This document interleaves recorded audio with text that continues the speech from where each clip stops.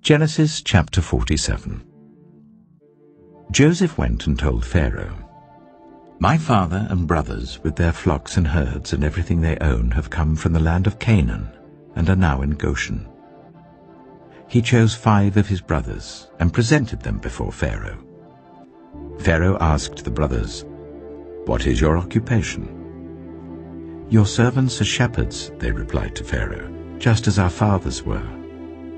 They also said to him, "We have come to live here for a while because the famine is severe in Canaan, and your servants' flocks have no pasture.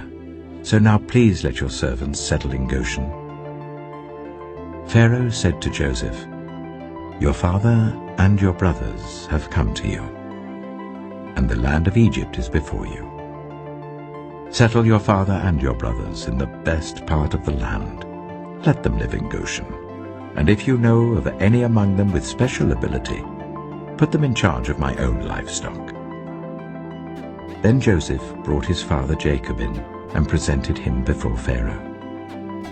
After Jacob blessed Pharaoh, Pharaoh asked him, "How old are you?" And Jacob said to Pharaoh, "The years of my pilgrimage are 130. My years have been few and difficult, and they do not equal the years of the pilgrimage of my fathers." Then Jacob blessed Pharaoh and went out from his presence. So Joseph settled his father and his brothers in Egypt and gave them property in the best part of the land, the district of Ramesses, as Pharaoh directed. Joseph also provided his father and his brothers and all his father's household with food according to the number of their children. There was no food, however, in the whole region because the famine was severe. Both Egypt and Canaan wasted away because of the famine. Joseph collected all the money that was to be found in Egypt and Canaan in payment for the grain that they were buying, and he brought it to Pharaoh's palace. When the money of the people of Egypt and Canaan was gone, all Egypt came to Joseph and said, "Give us food. Why should we die before your eyes? Our money is all gone." "Then bring your livestock," said Joseph. "I will sell you food in exchange for your livestock, since your money is gone." So they brought their livestock to Joseph, and he gave them food in exchange for their horses, their sheep and goats, their cattle and donkeys. And he brought them through that year with food in exchange for all their livestock. When that year was over, they came to him the following year and said, "We cannot hide from our lord the fact that since our money is gone and our livestock belongs to you, there is nothing left for our lord except our bodies and our land. Why should we perish before your eyes, we and our land as well? Buy us and our land in exchange for food, and we with our land will be in bondage to Pharaoh. Give us seed so that we may live and not die, and that the land may not become desolate." So Joseph bought all the land in Egypt for Pharaoh.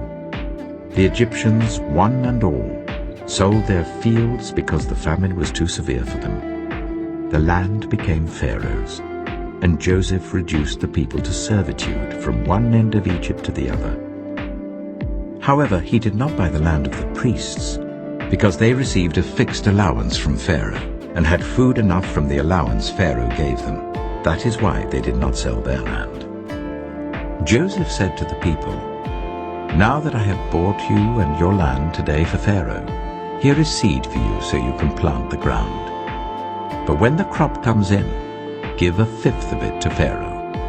The other 4/5 you may keep as seed for the fields and as food for yourselves and your households and your children."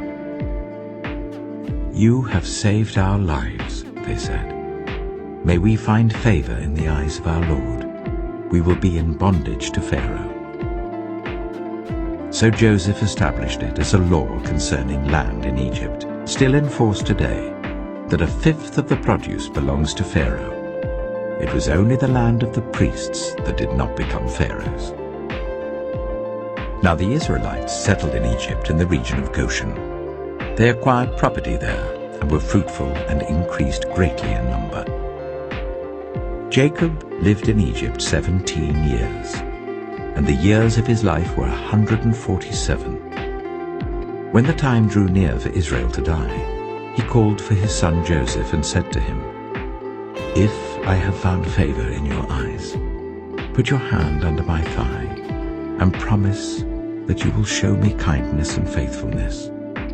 Do not bury me in Egypt, but when I rest with my fathers, carry me out of Egypt and bury me where they are buried."